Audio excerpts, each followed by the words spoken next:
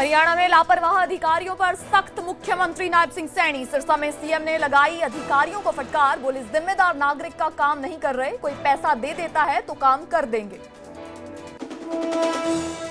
हरियाणा में एसीबी की रडार पर 140 अधिकार कर्मचारी, भ्रष्ट अधिकारियों की एसीबी ने बनाई लिस्ट, जल्द हो सकता है एक्शन।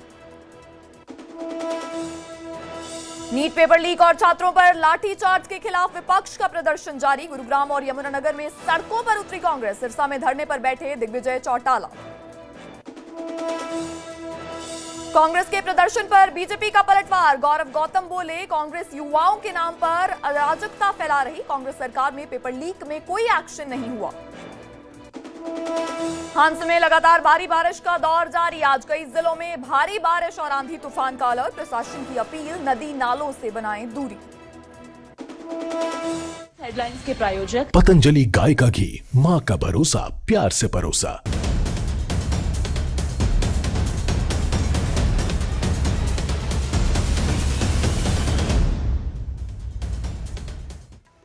नमस्कार, आप देख रहे हैं हरियाणा हिमाचल प्राइम और मैं हूं आपके साथ जैस्मिन कौर। बुलेटिन में आपका बहुत बहुत स्वागत है। बुलेटिन का आगाज इस बड़ी खबर के साथ। हरियाणा में एसीबी की रडार पर 140 अधिकार कर्मचारी आ चुके हैं। हरियाणा में भ्रष्ट अधिकारियों की एसीबी ने एक लिस्ट बनाई है। इस लिस्ट में कुल 140 अधिकारियों और कर्मचारियों के नाम लिखे गए हैं। इन पर इल्जाम है, आरोप है करप्शन के, कि आम जनता के काम करवाने के लिए इन लोगों ने लोगों से रिश्वत मांगी है, आम जनता का खून निचोड़ा है और अब ये लोग हरियाणा में एसीबी की रडार पर आ गए हैं। कुल 140 अधिकारियों के नाम इस लिस्ट में आए हैं और इस लिस्ट में और भी लोगों के नाम जुड़ने की आशंका है। लगातार हरियाणा में भ्रष्ट अधिकारियों के ऊपर गाज गिरती हुई नजर आ रही है।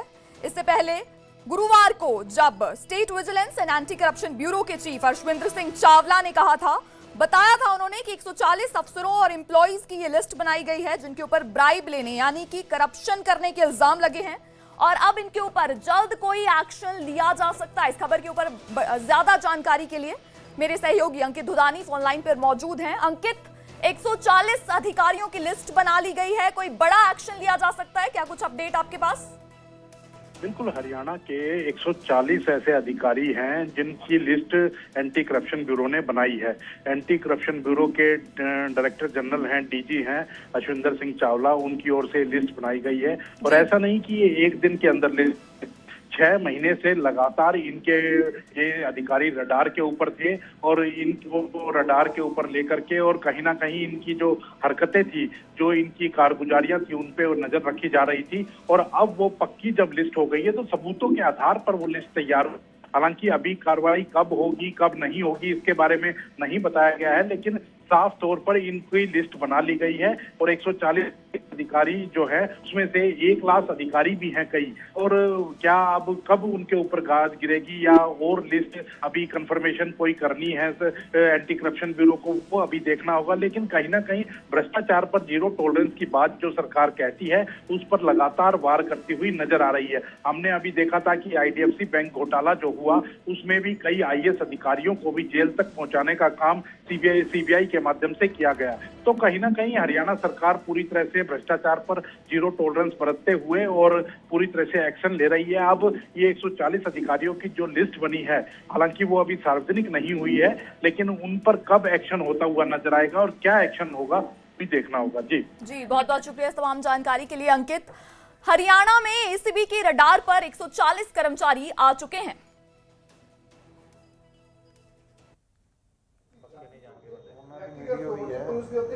देखो, सरकार वालों पहला कहता गया कि अगर जेड़ा भी दोषी पाया जाएगा बख्शा नहीं जाएगा। लाठीचार्ज तो बाद भी कहता हूं, लाठी एक मिनट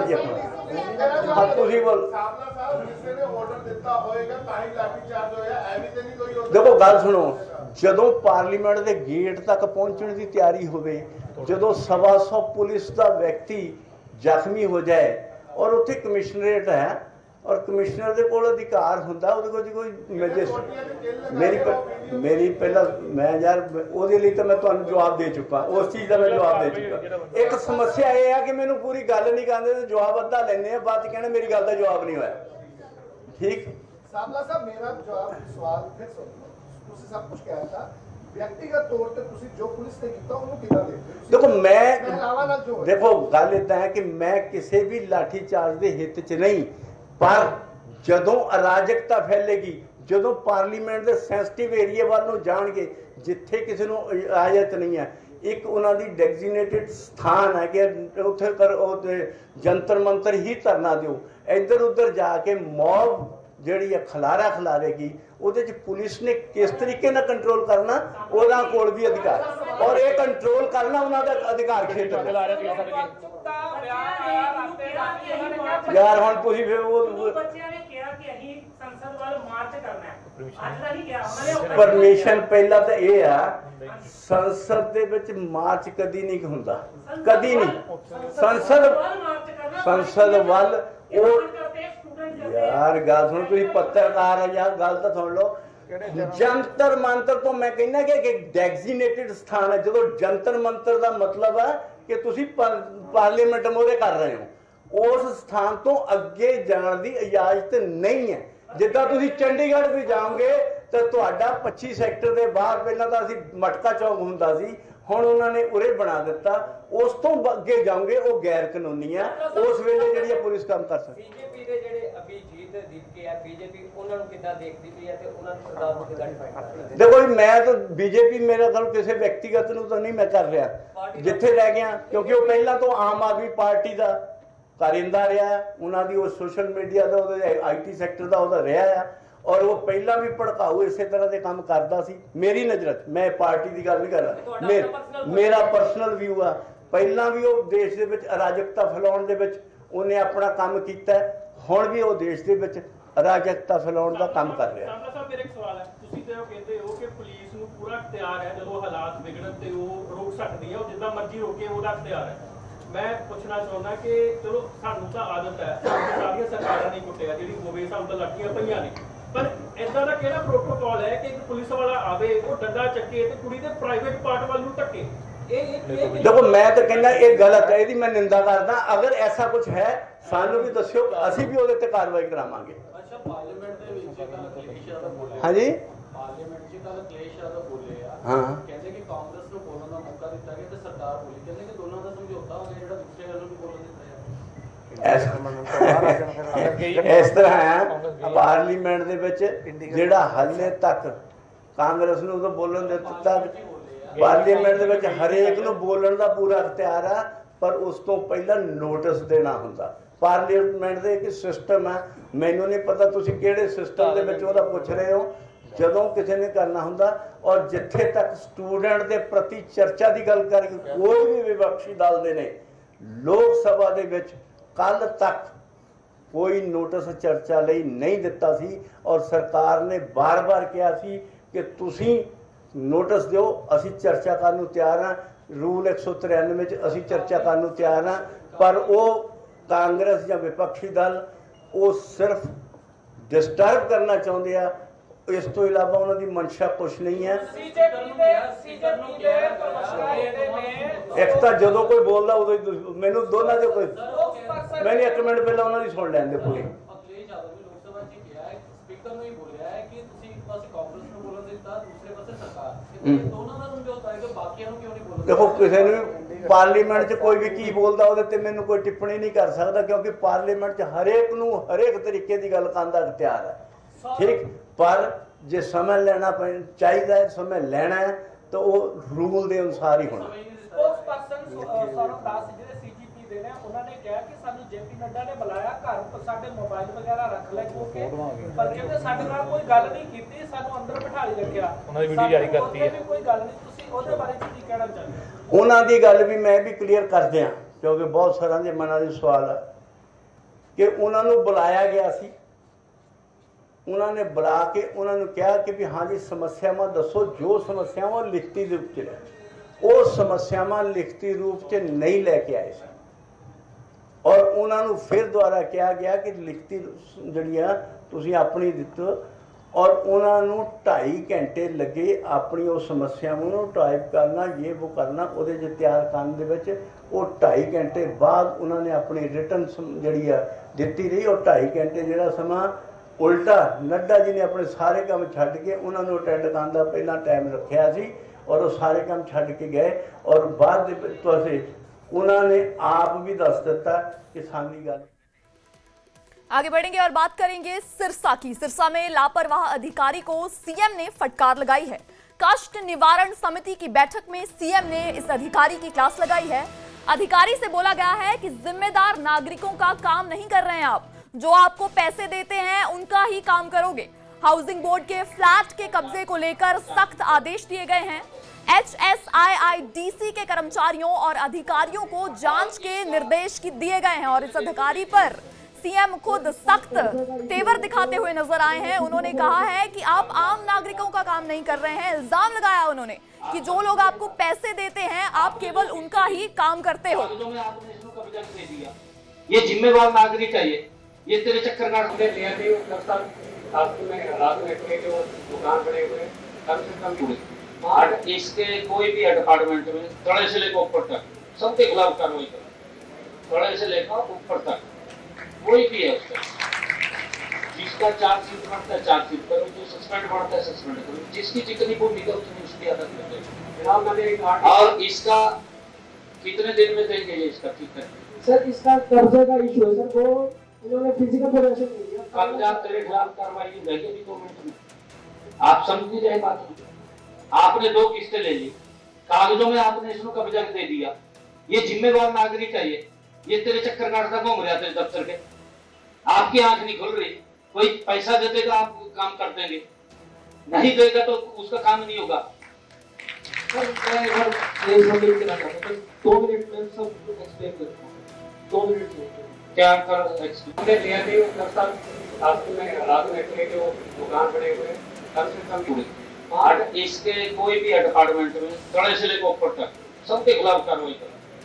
तड़े से लेकर ऊपर तक कोई भी है उसका, जिसका चार्जशीट बनता है चार्जशीट करो, जो सस्पेंड बनता है सस्पेंड करो, जिसकी जितनी भूमिका उतनी उसकी अदा करो।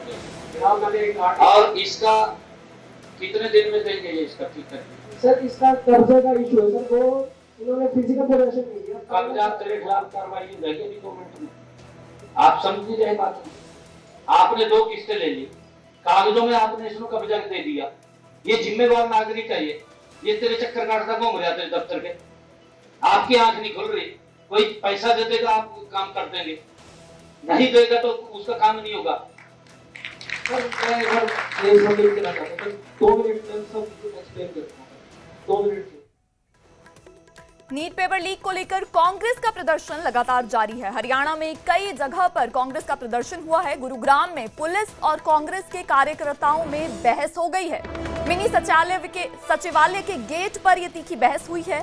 यमुनानगर में भी कांग्रेस कार्यकर्ताओं का प्रदर्शन देखने को मिला। आपको बता दें कि नीट यूजी पेपर लीक को लेकर लगातार एजुकेशन मिनिस्टर धर्मेंद्र प्रधान के रेजिग्नेशन इस्तीफे की मांग की जा रही है। लगातार सीजेपी प्रोटेस्ट कर रही है, स्टूडेंट्स जो है वो विरोध कर रहे हैं, प्रदर्शन कर रहे हैं और कांग्रेस भी जो है इस पिक्चर में अब आती हुई नजर आ रही है।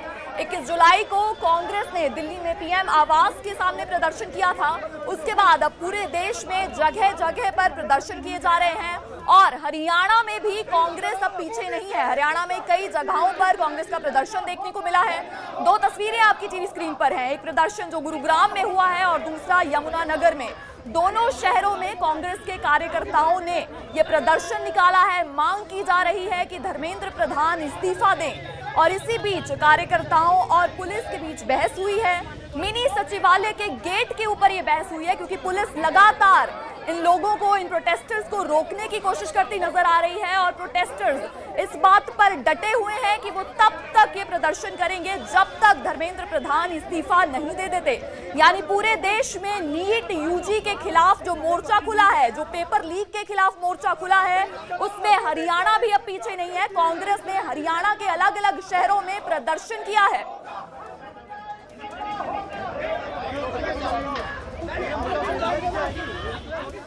जंतर मंतर पर छात्रों के साथ हुए लाठीचार्ज का विरोध किया जा रहा है। आप देख सकते हैं यमुना साहिब चौक से जो है डीसी दफ्तर तक जो है विरोध मार्च निकाला जा रहा है। तख्तियां लेकर जो है ये विरोध प्रदर्शन किया जा रहा है। सर्व समाज के लोग यहाँ पर एकजुट है। आप देख सकते हैं कि भारी संख्या में लोग यहाँ पर पहुंचे। हाँ जी सर, क्या मांग करते हैं? जिस प्रकार हिंदुस्तान में पहली बार छात्र आंदोलन हुआ और उसको दबाने की कोशिश की गई, बच्चियों को बेरहमी से पीटा गया, हम उसकी घोर निंदा करते हैं। और इससे ये है तानाशाही सरकार का पतन भी तय है।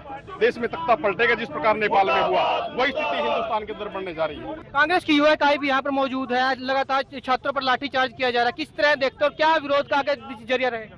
ये आरएसएस के गुंडों द्वारा छात्रों का जो उत्पीड़न दिल्ली के अंदर किया, हमारी बहनों के आप देखिए कैसे उनको गलत व्यवहार उनके साथ किया गया और छात्रों के ऊपर लाठीचार्ज। कई हमारे छात्र तो आईसीयू में हैं जिनका ना ये पता है कि वो मरे या भी जिंदा है। आप देख सकते हैं कि भारी संख्या में जो है लोग यहाँ पर एकजुट हुए हैं और उनकी यही मांग है कि धर्मेंद्र प्रधान का इस्तीफा होना चाहिए। अब देखना होगा केंद्र सरकार क्या घुटने पर आती है और उनके विरोध का जो जरिया है वो रंग लाता है। न्यूज़ 18 के लिए यमुनानगर से परवेज खान। हरियाणा में जगह जगह अलग अलग शहरों में कांग्रेस प्रदर्शन कर रही है। छात्रों के ऊपर जो लाठीचार्ज किया गया, जो तशद्दुद की गई और उसी के साथ पेपर लीक में धर्मेंद्र प्रधान के इस्तीफे की मांग कांग्रेस के द्वारा की जा रही है। और इस प्रदर्शन पर अब बीजेपी का पलटवार देखने को मिला है। कांग्रेस युवाओं के नाम पर राजनीति की जा रही है। बीजेपी ये कह रही है कि कांग्रेस युवाओं के नाम पर राजनीति कर रही है। कांग्रेस चर्चा ना करते हुए अराजकता फैला रही है। कांग्रेस सरकार में पेपर लीक में कोई एक्शन नहीं हुआ था। यानी अगर एक तरफ कांग्रेस प्रदर्शन कर रही है, बीजेपी के ऊपर हमलावर है, तो दूसरी तरफ से बीजेपी का भी पलटवार देखने को मिला। उन्होंने कहा कि कांग्रेस चर्चा नहीं करना चाहती है, अराजकता फैलाना चाहती है। युवाओं के नाम के ऊपर कांग्रेस पॉलिटिक्स कर रही है, राजनीति कर रही है। और यह भी कहा गया कि जब कांग्रेस की सरकार में पेपर लीक किए जाते थे, पेपर लीक हो जाते थे, उस वक्त कोई एक्शन नहीं लिया गया और बीजेपी के ऊपर प्रेशर बनाया जा रहा है कि एजुकेशन मिनिस्टर से रिजाइन लिया जाए। यानी बीजेपी ने पलटवार किया है।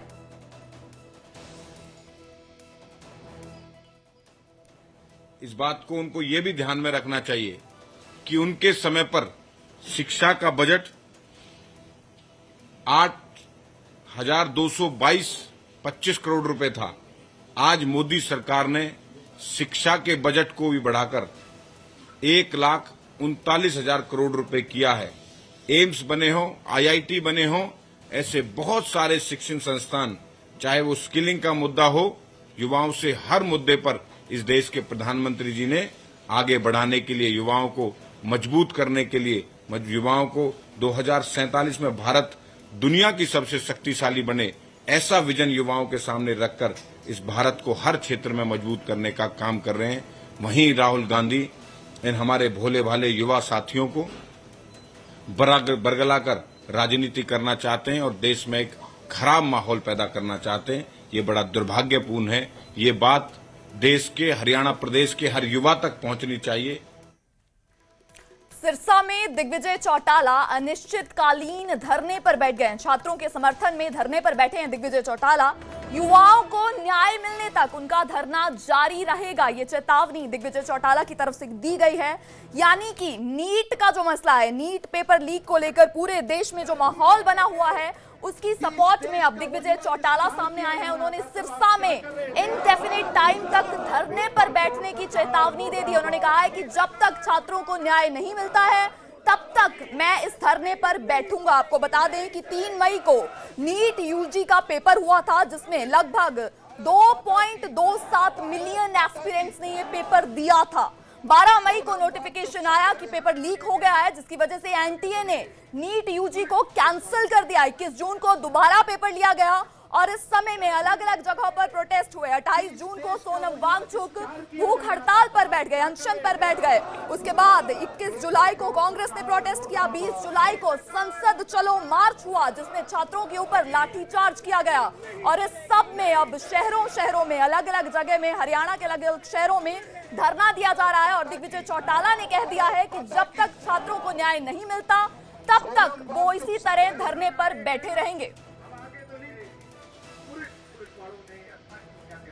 सिरसा में जंतर मंतर इसलिए बनाया है क्योंकि हमारी बहनों को पीटा गया है दिल्ली में। हमारे नौजवानों पर लाठियां बरसाई गई हैं, नोकीले डंडे बरसाए गए हैं। मुझे जब तक जंतर मंतर का बुलावा नहीं आ जाता, उन्होंने कहा है कि अभी शायद सोमवार का कॉल होगा या संडे का होगा, बाकी उनकी सरकार से बातचीत चल रही है। जब कभी का भी उनको कॉल होगा तो सिर्फ नहाने तो कहीं जाना पड़ेगा भाई, और बाकी हम यहाँ से नहीं हिलेंगे, रात को यहीं सोएंगे।